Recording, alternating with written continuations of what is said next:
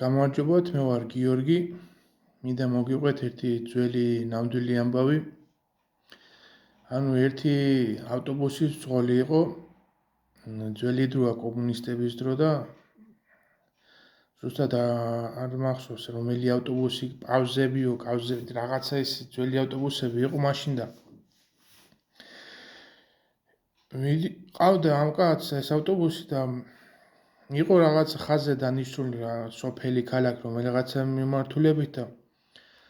რომ მიდიოდა ამ ხაზზე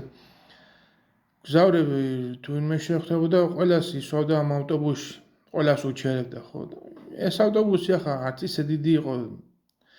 არ ეტეოდა ამდენი ხალხი და ინჭყნიტებოდა შინი აწვებოდნენ ერთმანეთს აღარ ეტეოდნენ და ეს მგზავრები შეწუხებულები ამ